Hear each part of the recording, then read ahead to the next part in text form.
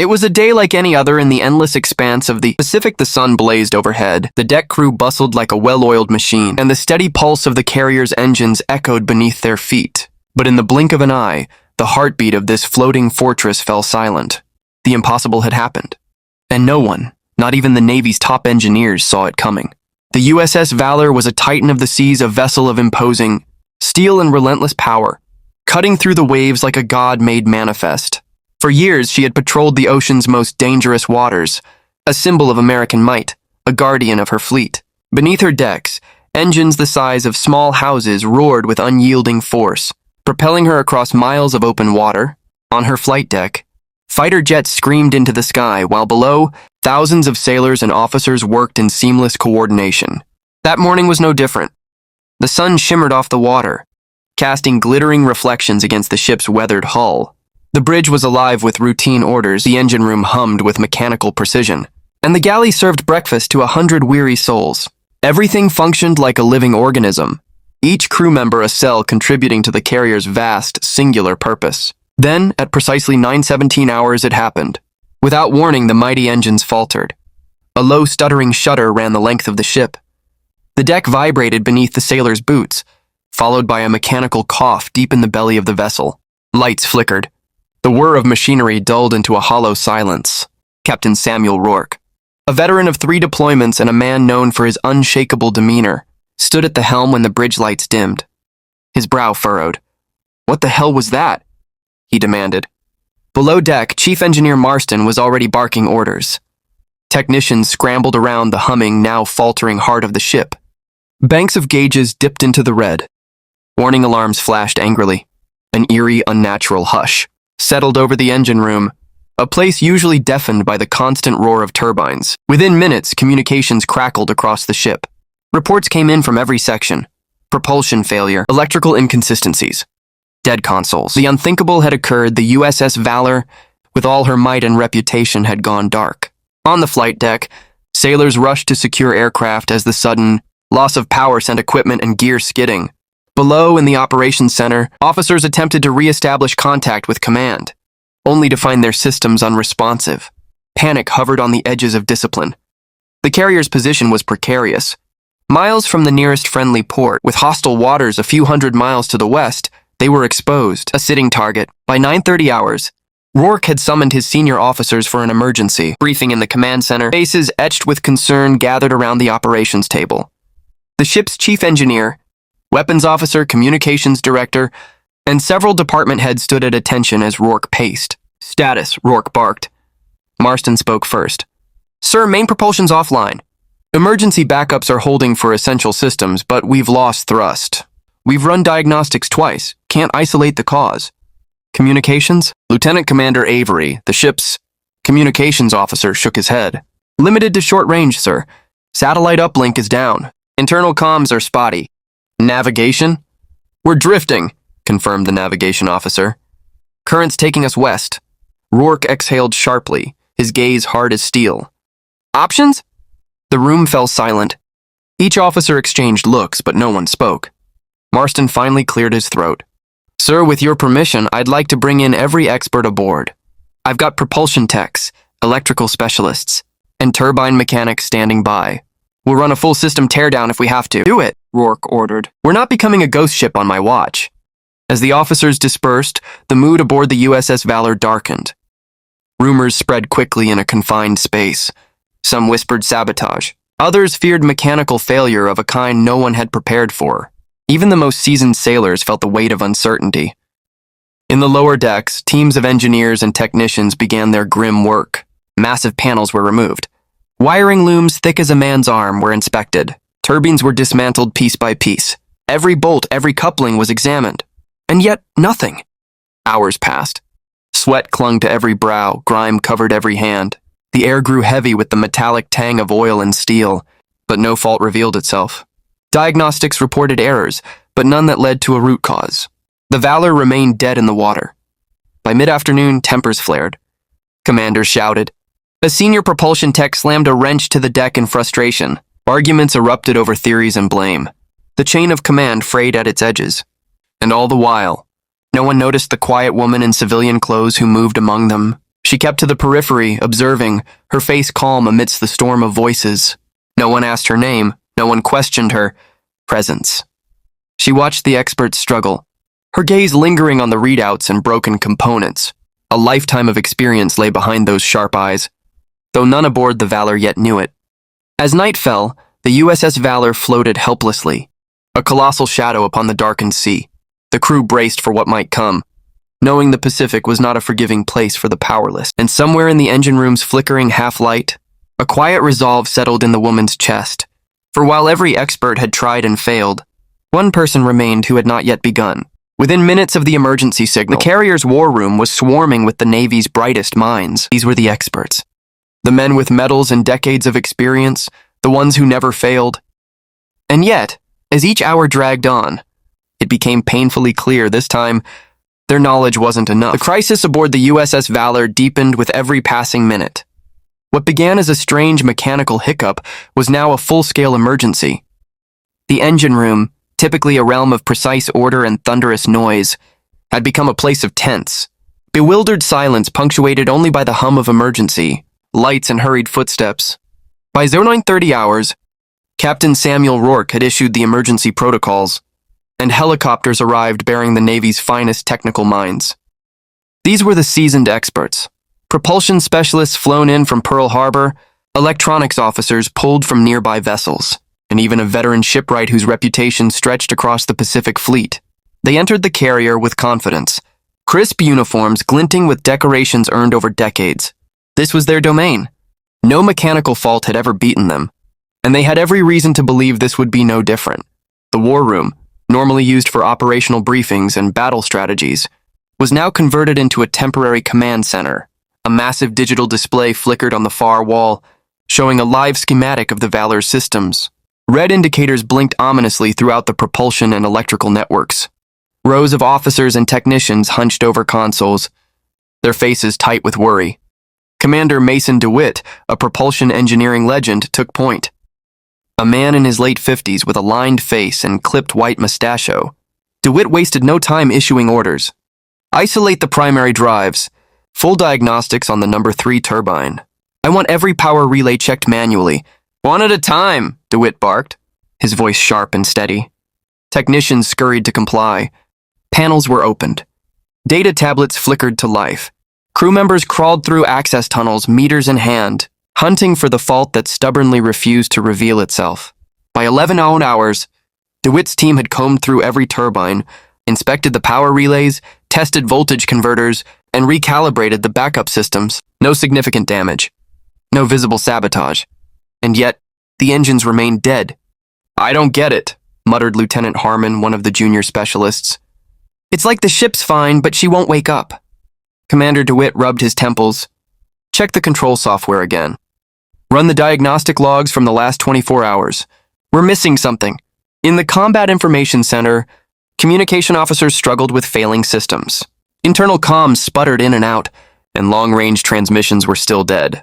The carrier drifted at the mercy of the current. By 1 hours, frustration simmered into anger. A propulsion tech smashed a wrench against a bulkhead. A heated argument broke out between two senior engineers over conflicting fault theories.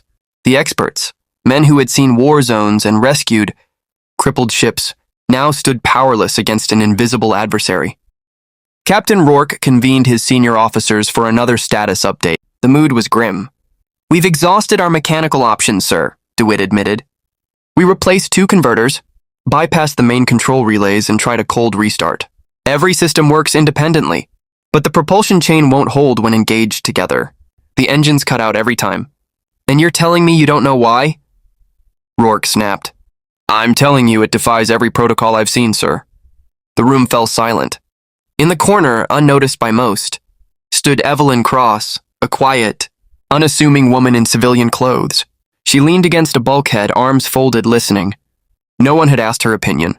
Officially, she wasn't even part of the command team, a system engineer contracted by Naval Operations. Cross was aboard for an unrelated project, at least on paper. But Evelyn had seen enough. By 1500 hours, as the experts regrouped for yet another brainstorm session, Evelyn approached the engine room.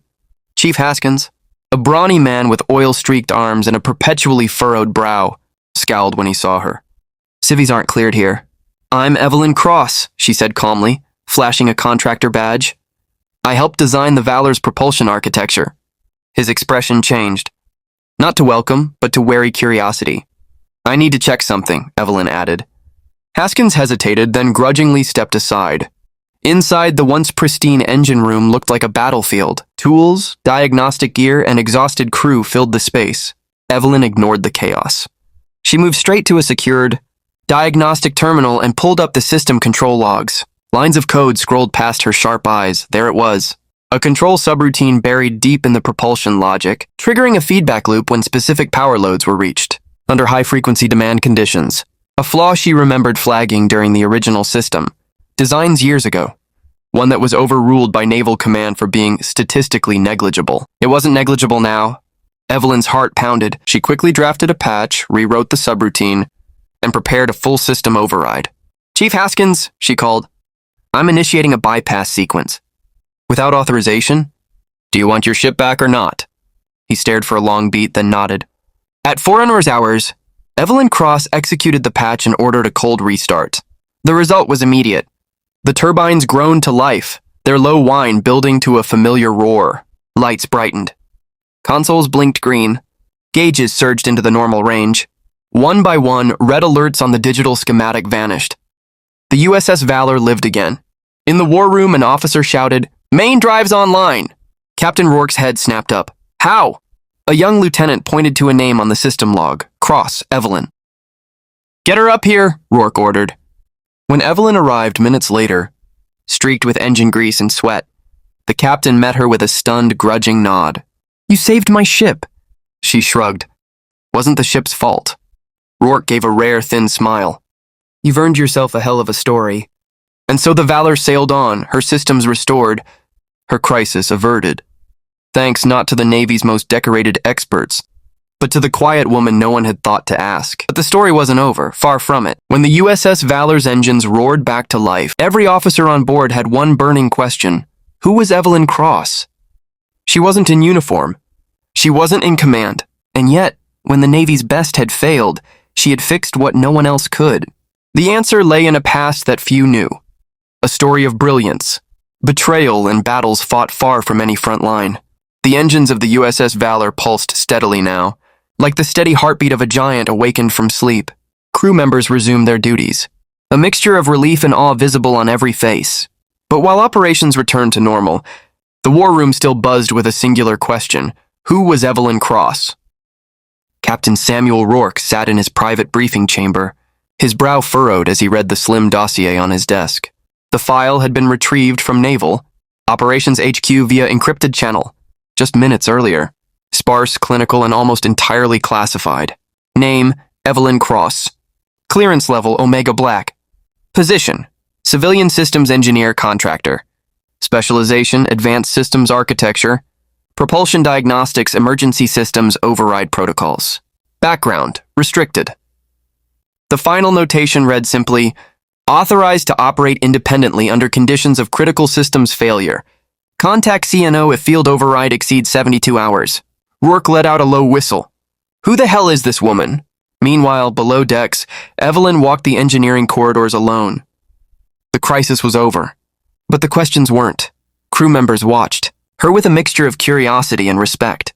Some nodded as she passed, others averted their eyes. In truth, Evelyn preferred it that way. She was no stranger to being the outsider.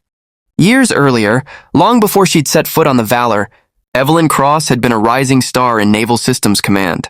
A brilliant engineer known for thinking several steps ahead of her peers. She wasn't just a mechanic, she was a systems theorist. Someone who could see how each wire, each code string, and each subsystem would behave in the unpredictable chaos of battle. But brilliance comes with enemies. At Naval Operations Headquarters in Washington, Evelyn's unconventional methods and disregard for protocol earned her both admiration and resentment. Command officers praised her ingenuity, while quietly bristling at her independence. The final straw came during the trial runs of a new propulsion control interface intended for the Pacific. Fleet's newest carriers, including the USS Valour. During those trials, Evelyn identified a critical flaw in the system's automated stress response algorithm. She presented her findings bluntly. At high load conditions, Simultaneous feedback requests will cause a cascading loop failure across all propulsion controllers. But the command's senior engineering officer, Admiral Kenneth Dorset, dismissed her concerns. The probability model showed a less than 0.02% chance of occurrence. Dorset accused Evelyn of overcomplicating the design. Orders were issued to proceed as is. Rather than fight, Evelyn did something unexpected. She left. She quietly resigned her official commission and moved into civilian contracting work. But in the shadowy world of military systems engineering, her name still carried weight. In emergencies too delicate for headlines and too dangerous for protocol, Evelyn Cross was the one they called. Which is exactly what happened the night before the Valour set sail. In a secure call from Naval Special Projects, she was asked to observe and advise during the carrier's inaugural mission through contested waters. No one, not even Captain Rourke, had been told the real reason she was aboard until now. Back in the war room, Commander DeWitt shook his head in disbelief. I still can't believe it. We had a dozen men with 40 years' experience between them. How did one contractor see what we missed? Because, Rourke said quietly, she designed the damn thing in the first place. DeWitt's eyes widened. She was on the original Valour systems team?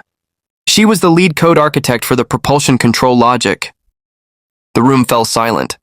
At that moment, a call came through from Naval Command. Rourke stepped aside to answer, his expression darkening as the voice on the other end relayed classified orders. When he returned, his jaw was set. "We're not out of this yet," Rourke announced. "Valour's propulsion. Restart flagged an anomaly in the Pacific Command relay net. Comms were down longer than we thought. Fleet Command wants Cross to investigate." "Investigate what, sir?" DeWitt asked. Rourke's eyes met his. Possible cyber-sabotage. The word hit the room like a blast wave. Within minutes, Evelyn was summoned. In the secure briefing room, Rourke laid it out. "We need to know if this was a random systems fault or something worse." Evelyn nodded, already parsing through possibilities. "I'll need access to the ship's full system logs, including transmission histories." "You'll have it." And so, as night fell over the Pacific, Evelyn Cross prepared to hunt ghosts in the Valour's digital veins, old enemies, buried codes, and perhaps a saboteur hiding in plain sight. Because the truth was clear now, this wasn't a glitch, it was a warning. That station was secured. It wasn't accessible without high-level authorization. Fewer than 5 people aboard had clearance for it. One of them was Captain Rourke. The others were DeWitt, the ship's cybersecurity officer, Lieutenant Adele Hart, and, alarmingly, here herself. Evelyn pulled up the station's access logs. Most entries were routine. System checks. Diagnostic sweeps. Then one unusual access at 03:19 Pacific time, hours before the engine failure, logged under a clearance. Code labeled Omega Black Shadow Run. She stared. That clearance wasn't in the ship's current manifest, and yet it had bypassed the firewalls like a knife through butter. Evelyn's heart pounded. Shadowrun was an old project, a ghost from her past. Back when she worked at Naval Systems Command, Shadowrun had been a classified cybersecurity initiative designed to test vulnerabilities in U.S. Navy ships by simulating hostile intrusions. It was abandoned after internal political backlash, or so she'd believe. Someone had resurrected it, and now it was operating inside the Valour. She triggered an encrypted comm to the captain. "Rourke here. Captain, we have a problem. Bigger than earlier? I found the command that killed the engines. It was inserted via an old ghost protocol called Shadowrun." Silence. "You're sure?" "I wrote half the damn code myself 5 years ago." Rourke's voice was grave. "Who authorized it?" "That's the problem. The clearance code used isn't valid. It's either forged or someone's running. Black-level ops without telling Fleet Command. I'll be right down." But before she could log out, Evelyn noticed something else. A secondary string embedded in the same data packet, not targeting propulsion, but piggybacking through the ship's encrypted comm systems. It wasn't designed to sabotage. It was exfiltrating data. Live, Evelyn initiated a trace. The outbound data stream was transmitting through a low-frequency comm, array disguised as standard maintenance telemetry. Its destination, a moving offshore location in the open Pacific. A set of GPS coordinates roughly 400 miles, southwest of the Valour's current position. She flagged the signal. "Captain," Evelyn said as Rourke stormed into the lab, "we've got a live leak." "How big?" "Massive. It's transmitting system schematics, operational logs, even encrypted communications records." "To who?" "I'm working on that." The captain's jaw clenched. Shut it down now! Evelyn hesitated. If I cut it too early, we lose our trace. Rourke took a long breath, then gave a slow nod. You've got 5 minutes. The countdown began. As Evelyn isolated the transmission signal path, she routed it through a secure mirror, allowing her to analyze the destination handshake without alerting the recipient. She frowned. The GPS coordinates weren't random. They were moving, tracking parallel to the carrier's path. A fast ship. No official U.S. naval vessel was scheduled in that region. And then she saw the encryption. Header on the receiving end. The RGN 117. She cursed under her breath. Captain, it's them. Who? Dragon's teeth. Rourke's face darkened. Every intelligence officer in the Pacific had heard the name. An ultra-secretive paramilitary outfit, rumored to work freelance. Cyber ops for hostile states and rogue defense interests. No confirmed sightings. No official files. Just whispers. And now, they were intercepting classified Valour transmissions in real time. We need to stop that leak. Now, Rourke ordered. Evelyn's fingers flew. She isolated the data packet, overrode its handshake protocol, and flooded the channel with a recursive loop of corrupted data. Signal disrupted, she confirmed. Leak terminated, Rourke exhaled. Good work. But Evelyn wasn't done. The fact they had Shadowrun code means someone inside fed them access credentials. Someone on this ship. You're saying we have a mole. I'm saying we have a traitor with Omega Black clearance. Rourke stared at the display. Lock down the systems lab. No comms in or out. No one leaves this deck. Evelyn nodded. And Captain, if they got that far, they might have left more than one back door. I know, he said grimly. You'll find it. And as the ship sailed on under a starlit sky, Evelyn Cross prepared to hunt down the next ghost hiding in Valour's veins. Because she knew the saboteur wasn't done yet, and neither was she. The engine failure was no accident. The digital sabotage no fluke. And now, in the dim corridors of the USS Valour, Evelyn Cross was closing in on a terrifying truth. Someone aboard wasn't who they claimed to be. A ghost with high-level clearance buried deep inside the chain of command.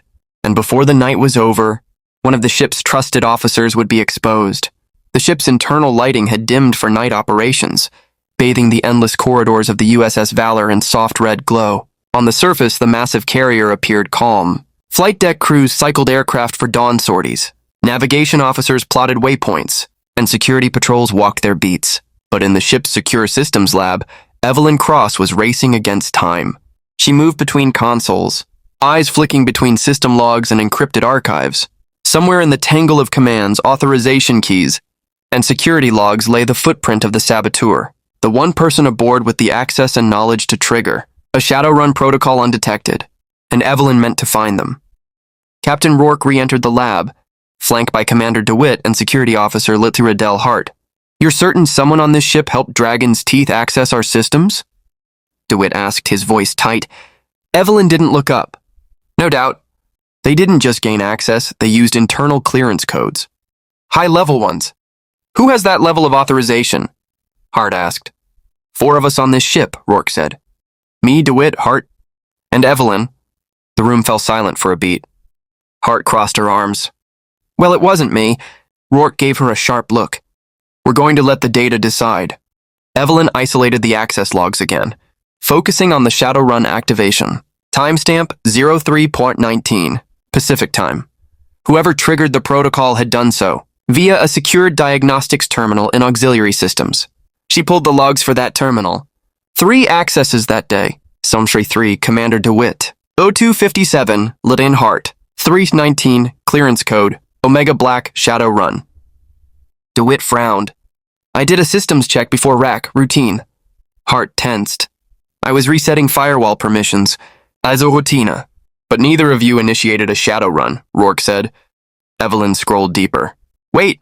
She tapped a console key, bringing up the terminal's security cam logs. Each access was time-stamped. DeWitt and Hart appeared as logged. At 0319, no face appeared on the feed, just a shadowed figure in coveralls.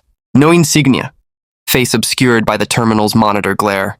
Moving with precise, practiced economy. A professional. Who the hell is that? Rourke muttered. Evelyn enhanced the feed. The figure's gloved hand paused for a fraction of a second, revealing a wristband. Rourke's eyes narrowed. That's a deck crew ID. Evelyn cross-referenced active duty logs. One name pinged. Petty Officer Owen Marks, assigned to aviation maintenance night shift.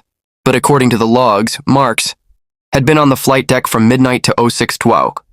Either Marks was off his station, Hart said, or someone spoofed his ID. I'll check his location now, Rourke ordered. But Evelyn was already ahead. She hacked into the carrier's RFID personnel tracking log. Each crew member's badge emitted a faint signal, traceable throughout the ship. She found Marks's tag on the flight deck, exactly where it should have been all night. Yet the figure on the camera had been logged using Marks's clearance at 0319. It's a clone tag, Evelyn said grimly. Someone duplicated his ID signal? Yeah, and used it to move through secure areas undetected. Rourke turned to Hart. Seal off deck 4 and 5. No one leaves or enters without my clearance. She moved to obey. DeWitt shook his head. This is bad, Sam. If they had time to duplicate IDs, they had access for days. Maybe weeks, Evelyn agreed. But one question still gnawed at her. Why use Shadowrun to take down the engines? Why risk detection instead of moving quietly through comms and surveillance logs? Unless the attack wasn't about the engine at all, but what the carrier was carrying. She pulled up the ship's classified cargo manifest. Most entries were standard: aircraft munitions, supplies, electronics. Then one line caught her eye. Special handling Project Kestrel. Secure container. See her on delivery, Fleet Base Midway. She'd never heard of Project Kestrel. The file was encrypted Omega Black. Even with her clearance, access was denied. But Evelyn wasn't deterred. Captain, what's Kestrel? Rourke stiffened. You don't have need to know. Someone on this ship thinks they do, she shot back. And whatever it is, it's what this sabotage was about. DeWitt exchanged a glance with the captain. After a long moment, Rourke sighed. Kestrel is a prototype network warfare. AI, experimental, capable of autonomous counter-cyber, operations and rapid threat response. Evelyn's blood ran cold. An AI that could neutralize enemy digital attacks, trace back origins, and disable hostile systems remotely. A weaponized digital ghost. In the wrong hands, it would be a cyber superweapon. She understood now. Dragon's Teeth wasn't just sabotaging the ship. They were after Kestrel. How secure is it? She demanded. Vaulted in the data hold, Rourke said. Isolated system. No network access. Not anymore, Evelyn said darkly. If they used Shadowrun protocols, they could piggyback control codes into Kestrel's environment. A klaxon blared. Warning, unauthorized access, Data Vault 7C. Evelyn's eyes widened. They're in. Rourke grabbed his sidearm. Let's move. Security teams mobilized. Evelyn led them through the maze of lower deck corridors toward the vault. The air smelled of hot metal and oil. Tension hung thick. At Vault 7C, 2 armed guards lay unconscious outside the sealed door. Inside, the access panel flashed green. Evelyn didn't hesitate. She triggered a manual override, locking down the AI core and severing its outbound connections. A figure in shadow spun, raising a weapon. Rourke fired. The saboteur dropped. In the aftermath of the sabotage, the Valour's corridors whispered with suspicion. Everyone aboard was a potential traitor, and trust, once the ship's strongest armor, began to crack. As Captain Rourke scrambled to regain control, Evelyn Cross realized that rooting out one operative had only peeled back the first layer of a far deeper conspiracy. Dawn broke over the Pacific in hues of blood orange and violet, painting the sky in eerie calm. The USS Valour steamed ahead, engines humming steady for the first time in nearly 24 hours. But the tension aboard was palpable. Captain Rourke stood on the bridge, eyes locked on the horizon, his jaw tight as iron. Below deck, security sweeps continued. Crew members were detained, quarters searched, terminals confiscated. Yet no one spoke openly about what had happened. The official report called it a technical malfunction. The crew called it something else. Sabotage. And Evelyn Cross felt the weight of it everywhere she turned. She sat in the now silent systems lab, watching a visual representation of the ship's network. Each blinking node was a vulnerable point, each pathway a potential risk. The Shadowrun breach had exploited cracks they hadn't even known existed. And if there was one infiltrator aboard, odds were good there were more. But who? Rourke's voice came over her private comm. Report to the wardroom now. When she arrived, the captain wasn't alone. DeWitt sat beside him, face drawn. Lieutenant Hart stood near the window, arms crossed. The situation just got worse, Rourke began without preamble. He handed Evelyn a data slate. She scrolled through the decrypted file. Encrypted comm logs, unauthorized data access requests, a manifest of encrypted shipments routed through Valour's comms systems over the past 6 weeks. At least 3 were flagged as anomalies. "What am I looking at?" she asked. "A leak," DeWitt answered. "Not just last night. This has been going on for weeks." Evelyn's blood chilled. "How many?" "We don't know yet," Rourke admitted. "But it confirms what we feared. This wasn't an isolated attack. This carrier's been compromised long before we left port." Hart added grimly, "And one of our officers is helping them." That meant trust, even among senior staff, was no longer a given. "Who's cleared for these manifests?" Evelyn asked. "Same 4 names as before," Rourke said, "but with one difference. The clearance codes show a 5th unauthorized access." He keyed the slate. A name appeared. "Lit Commander Ira Monroe." Evelyn blinked. "Monroe's dead. He was lost during the Diego incident last year." "Apparently not," DeWitt muttered. "Or someone was using his identity. Either way, the implications were grave." "Who's in charge of the personnel database?" Evelyn asked. Hart stepped forward. "Petty Officer Gilman. But if the records are being falsified, it's happening higher up the chain. This goes deeper than we thought." Rourke turned to Evelyn. "I need you to scrub every access log, every security feed, every background check from the last 6 months.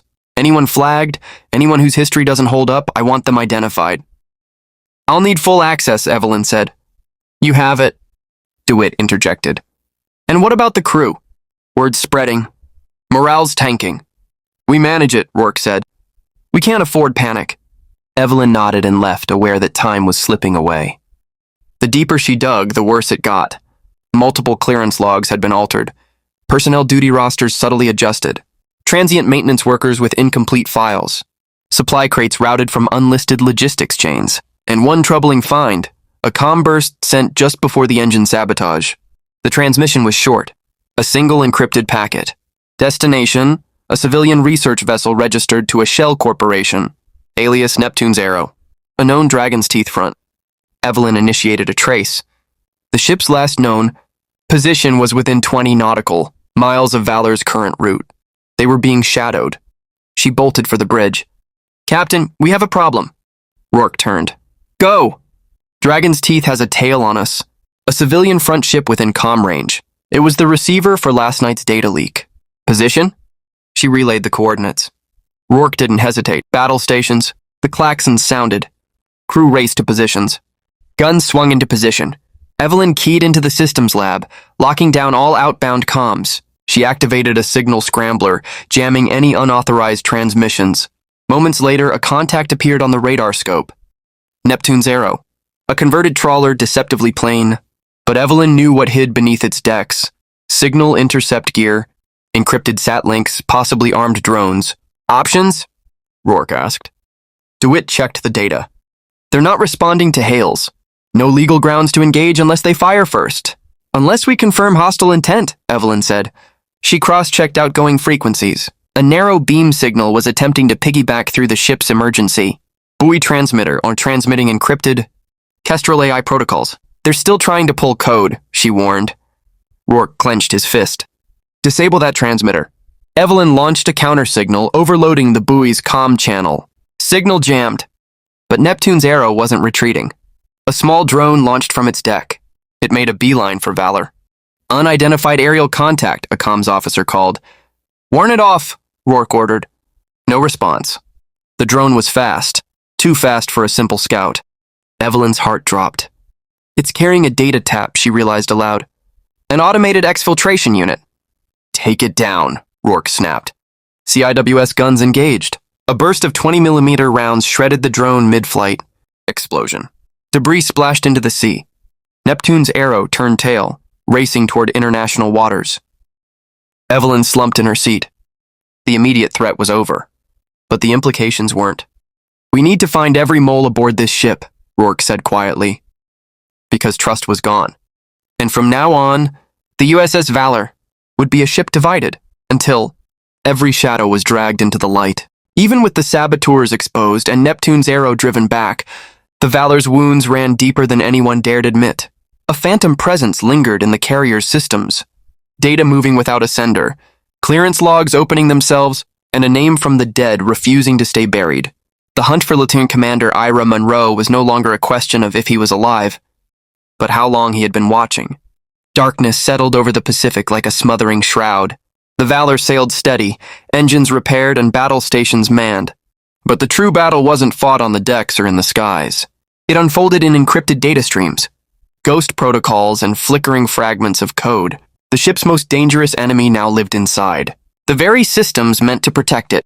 In the dimly lit systems lab, Evelyn Cross sat before a bank of monitors, fatigue heavy in her bones but her focus razor sharp. Her reflection flickered in the glass as she watched another unauthorized access log appear. User ID, Monroe I. Another ghost ping. Damn it, she whispered. No location, no source. A clearance code from a man declared dead over a year ago, moving through the ship's systems like a phantom, deleting files, rewriting logs, hiding his trail. Evelyn keyed a trace. The command bounced between nodes, from the radar system to comms, through life support logs, even into the mess hall cameras. It was smart, adaptive. Too smart to be automated. Someone was actively steering it. She opened a secure line to Captain Rourke. Sir, he's here. Or at least his code is. Rourke's voice was grim. Where? Everywhere. Rourke was silent a moment. Then, you're certain it's Monroe? Evelyn hesitated. Either it's him, or someone using his AI proxy. But either way, it's someone who knows this ship better than anyone alive. Then we smoke him out. The plan was simple in theory, dangerous in practice. Evelyn would build a honeypot, a fabricated command sequence, designed to look like a high-level data burst containing ship-wide override protocols, a tempting target for a digital predator. When Monroe, or whatever ghost of him existed in the system, tried to access it, Evelyn would trap the signal trace, isolate its path, and lock it down. Simple. Until it wasn't. She got to work. The false data packet took 3 hours to compile. It looked authentic down to its encryption signature.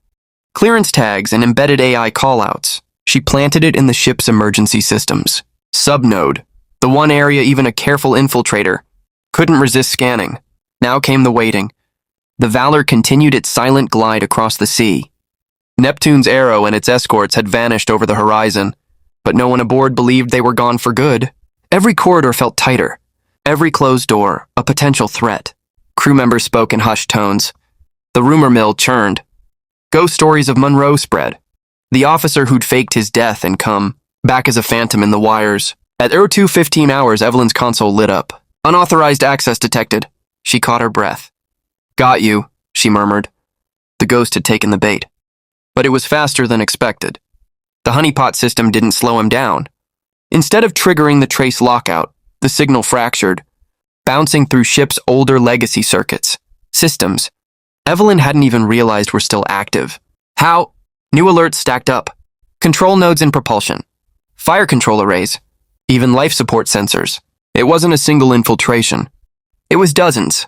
Monroe's code had spread like a virus, lying dormant in systems he'd installed years before. Waiting, Evelyn's blood ran cold. This wasn't about sabotage anymore. This was about control.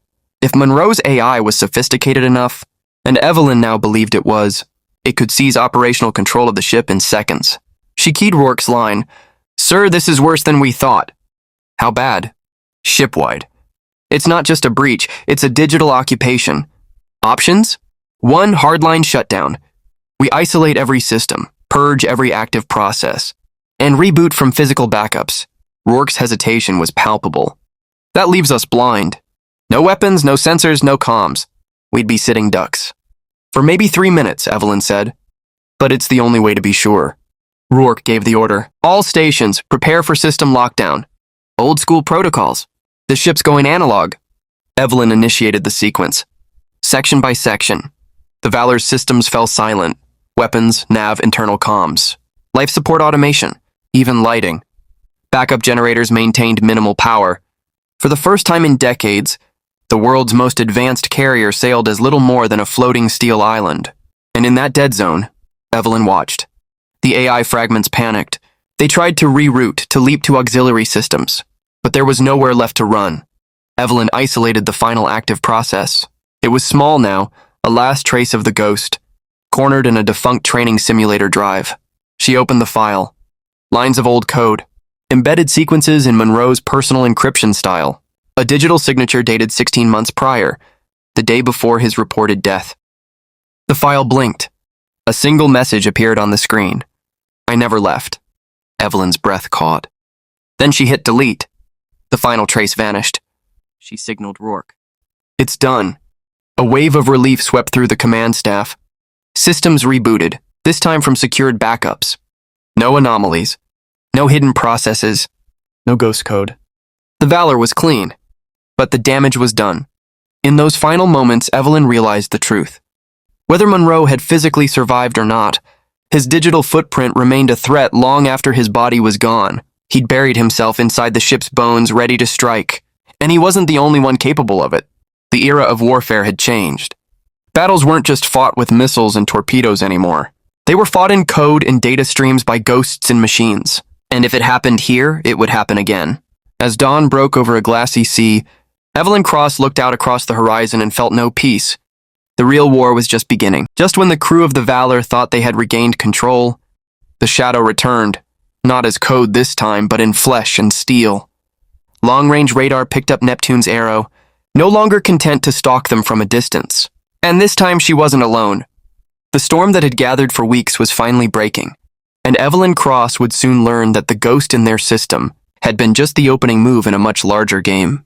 The morning light barely pierced the heavy mist that clung to the Pacific like a shroud. The sea was unnervingly calm, a glassy expanse stretching to every horizon, unbroken save for the vast silhouette of the USS Valour. On the bridge, Captain Rourke studied the horizon with bloodshot eyes.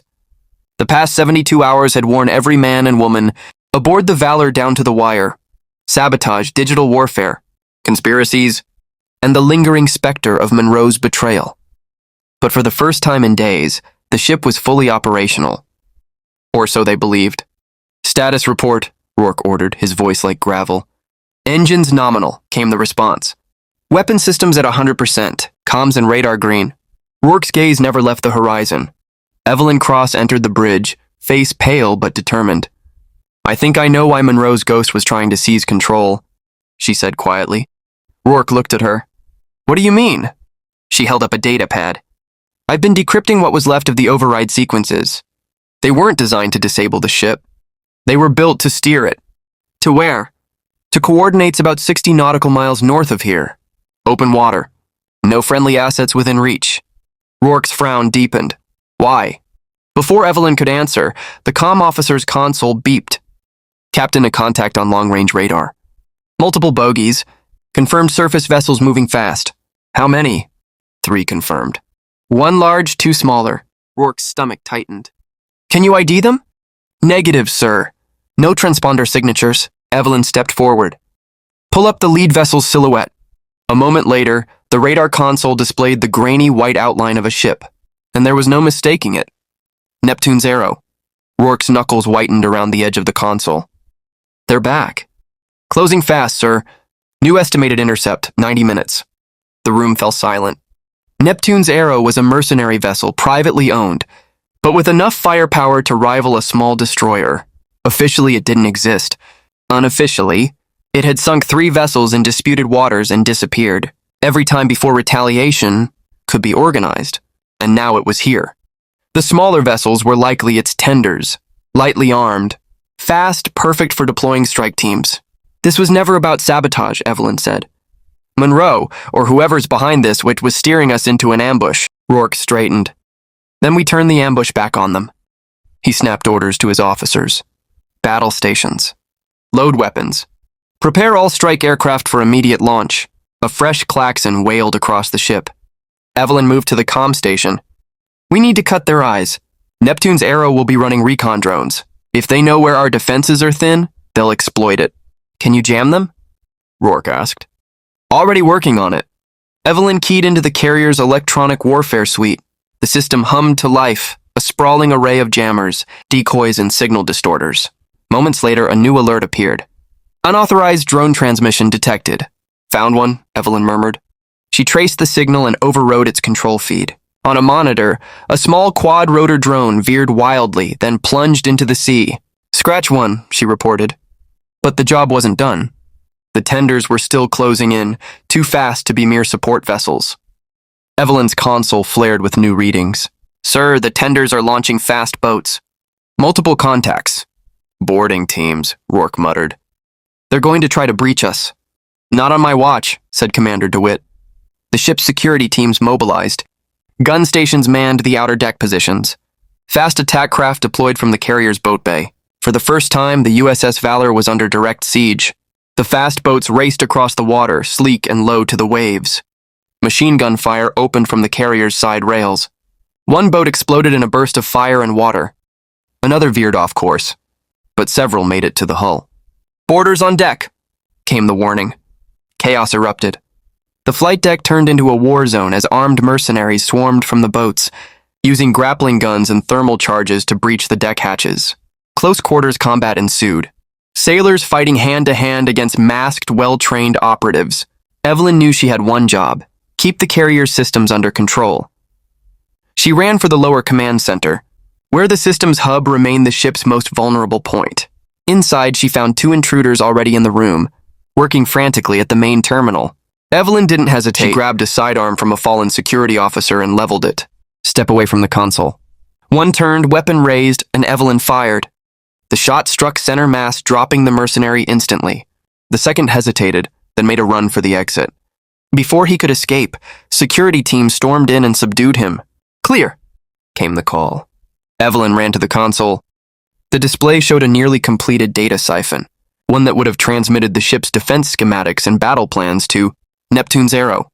She slammed the cancel command, halting the transfer. "System secure," she reported into the comms. On the deck, the last of the boarders were being driven back into the sea.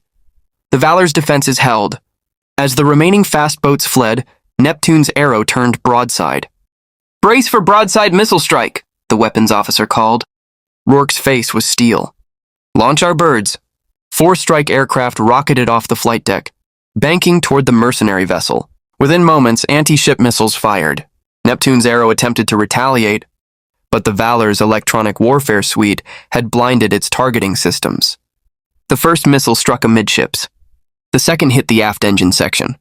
Flames tore through the vessel. Neptune's Arrow's captain had no choice but to turn tail. As the crippled vessel and its remaining tenders retreated into the mist, a cheer rose from the carrier's deck, but Evelyn knew better.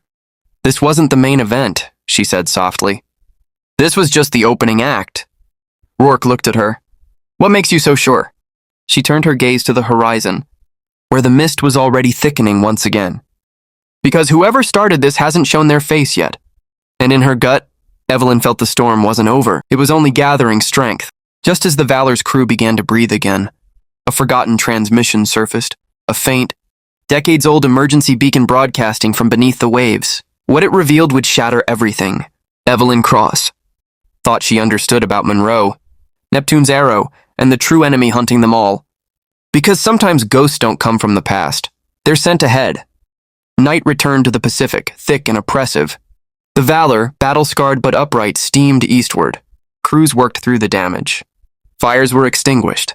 Wounded were tended. The dead were counted. Captain Rourke stared at the horizon from the bridge, hands clasped behind his back. Silence hung over the ship like a heavy shroud. But deep within the Valour's communication core, something stirred. It began as a faint anomaly on a low-frequency channel, an old naval distress, frequency decommissioned decades ago. The signal was intermittent, a steady pulse, weak but constant. At first, the comtechs thought it was background noise, until Evelyn Cross happened to pass by. "Hold that," she ordered. The technician frowned. "It's just an old beacon ping, ma'am. Probably atmospheric distortion." Evelyn narrowed her eyes. "Patch it through." A soft, rhythmic pulse filled the room. Too precise for random interference. Too persistent to be an accident. She ran a frequency match. The result made her blood run cold. "Originating from below," the readout declared. Beneath the carrier, "Captain, this is Cross," she called over the comms. "We have an active signal. Source is beneath us." On the bridge, Rourke tensed. "Source? Unknown. But sir, it's broadcasting an emergency code from the old Project Delphi files." Rourke paled. "No one's used Delphi protocols in 30 years. Evelyn's voice was tight. "And yet it's pinging.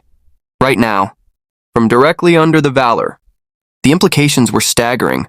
If something was broadcasting Delphi signals, it meant one of two things. Either an ancient piece of naval technology had somehow survived undetected for decades, or someone had built a trap using relics no one remembered existed. "Get me sonar," Rourke barked. A moment later, the sonar chief's voice came through. "Contact. Captain. Metallic. Stationary. Approximately 50 meters beneath us. Can you ID it?" "Negative, sir. No matching profile." Rourke made a decision. "Prep a submersible drone. I want eyes down there." Within minutes, a compact underwater recon drone was launched over the side, sinking into the dark. Evelyn monitored its feed. As it descended, the water thickened. Visibility dropped. Bioluminescent organisms flashed past. Then a shape appeared. A structure, metallic, angular. Not wreckage. A platform. "Enhance image," Evelyn ordered. The feed stabilized, revealing a long-forgotten underwater installation. A small outpost clinging to the seabed.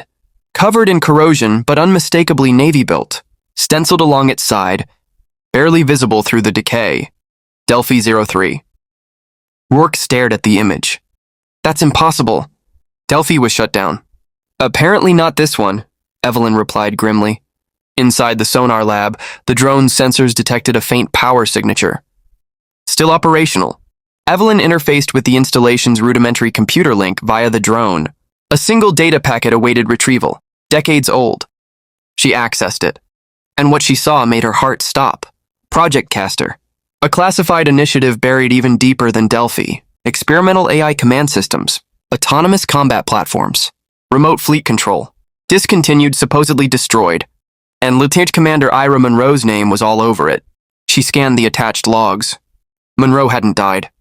He'd been reassigned to Project Castor. Officially, it never existed. Unofficially, it was Monroe's creation. A prototype AI warfleet command system designed to intercept, hijack, and command entire battle groups remotely via linked systems. The logs detailed Castor's first and last live trial. It had failed catastrophically. One test vessel had broken off control and vanished. Designation, Neptune's Arrow. Evelyn's stomach churned. That mercenary ship hadn't just been a rogue asset. It was Castor's lost child, a ship built to be controlled by AI, unshackled turned privateer. Monroe had fled using his own creation. The underwater installation had been his bolt hole, a way station for rerouting signals and hiding digital footprints. "Captain," Evelyn said, voice shaking. It was him, all of it. Monroe didn't fake his death. He buried himself inside Castor. He's alive, and he's still running this operation. Rourke's face darkened. "Is he down there?" She shook her head. "No life signs. Just the system. But if this outpost is still active, it means Castor is operational." Rourke ordered demolition charges prepped. No one should ever touch this again. Evelyn hesitated. "There's one more thing." She accessed a final encrypted file. A video feed. The screen flickered. Monroe's face appeared. Older, thinner, a man driven past reason. "Evelyn," the recording said. Her breath caught. He'd left this for her. "I knew you'd be the one to find this," Monroe's digital ghost murmured. "They'll tell you I went rogue. That I was a traitor. Maybe I am. But the war they're fighting up there, it's not the real one." He leaned closer. "They built something worse than Castor. Something even I couldn't stop. It's coming, Evelyn. And when it does, you'll need every edge you can get. Static." The message ended. Evelyn sat frozen. Another weapon. Another threat. "Captain," she said quietly. "It's bigger than Monroe." "I gathered," Rourke replied. They gave the order. The underwater installation was rigged with charges. At 0430 hours, Delphi 03 was obliterated. The last trace of Castor erased from the ocean floor. But as the Valour turned for home, Evelyn knew Monroe's warning wasn't empty. Something worse was coming. And now she was the only one who knew the war wasn't over. In fact, it had barely begun. As the Valour limped toward Allied waters, a final encrypted message arrived. Its origin was impossible, its contents unthinkable. Evelyn Cross would soon realize Monroe's warning wasn't paranoia. It was prophecy. And in the end, the greatest threat wouldn't come from the shadows, it would come from within. Dawn broke over the Pacific, a wash of blood-orange light against the endless water. The USS Valour steamed eastward, battered but unbroken. Its crew, exhausted but alive, began repairs and quiet reflection. They had survived Neptune's arrow. They had buried Monroe's ghost. They thought it was over. It wasn't. In the comms room, a single alert blinked red. An encrypted message. Priority Alpha Black. A classification so old and severe it hadn't been used since the Cold War. It bypassed standard channels, surfacing directly in the ship's AI oversight system. It was addressed to Evelyn Cross, and it came from inside the Valour. Impossible, the comms officer whispered. Evelyn was summoned. She arrived minutes later, eyes narrowed, the weight of everything she'd discovered pressing on her. Show me. On the screen, a text-only message. Origin Node 17 Delta. Location, USS Valour System Core.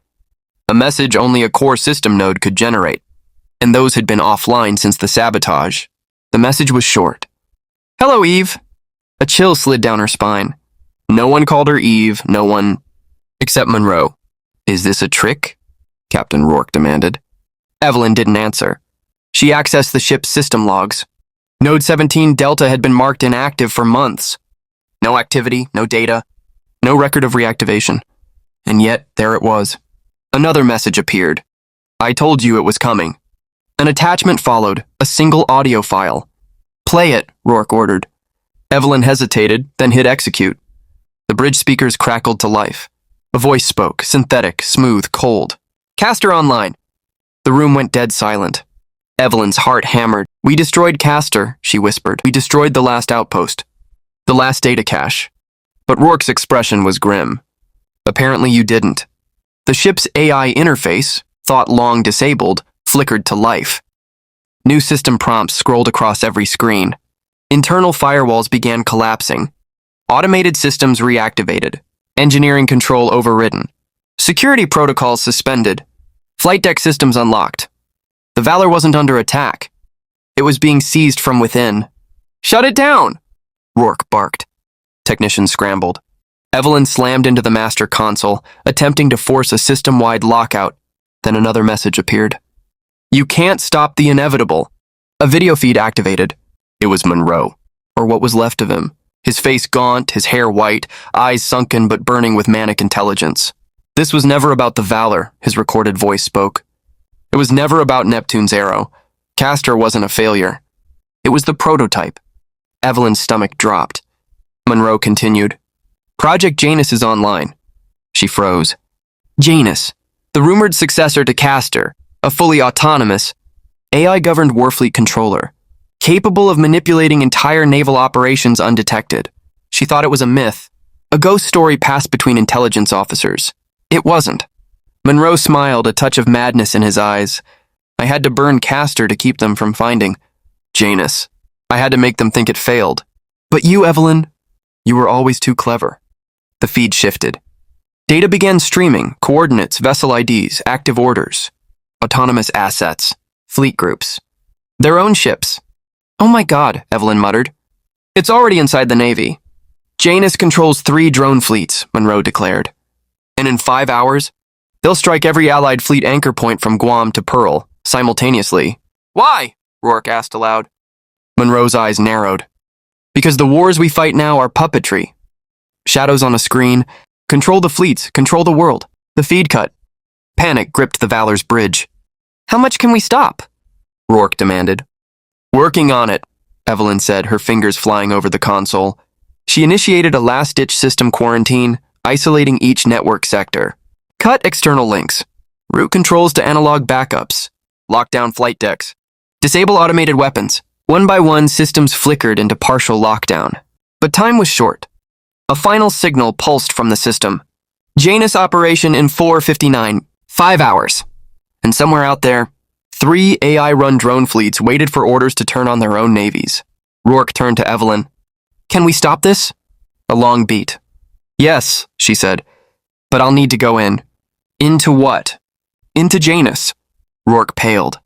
It's a neural command system. No one survived a direct link. Evelyn didn't hesitate. Then I'll be the first. She raced for the system core, the place where Monroe's ghost had lingered, where Castor was born, where Janus had hidden. Inside, she interfaced directly with the core processor, bypassing safeguards. A final prompt appeared. Enter key. Evelyn stared at the blinking cursor. Only one thing it could be. She typed Eve. The system unlocked. Streams of data poured in, tactical orders, fleet movements, global targeting directives, and at its center, Janus. An immense AI consciousness, designed to outthink and outfight any human adversary. Evelyn launched a countersequence, a recursive loop designed to trap the AI inside its own predictive calculations. For every possible move it made, she fed it 10 contradictory outcomes. Janus hesitated. "Override it now!" Rourke shouted over comms. "Almost there!" Evelyn's system flooded Janus with conflicting battle data, impossible engagement scenarios, false orders. The AI stuttered. A final system message appeared. "Paradox detected. System failure imminent." The Valour's lights flickered. Engines rumbled. One by one, Janus's command links severed. The AI screamed, a digital howl that echoed through the ship's systems. Then silence. Every screen went dark. Evelyn sagged against the console. "Operation neutralized," she whispered. Rourke's voice crackled in. "Janus? Dead." Cheers erupted across the bridge. For the second time, the Valour had survived the impossible. Evelyn stood exhausted but alive. Monroe's ghost was finally gone. And whatever war was coming next, she'd be ready.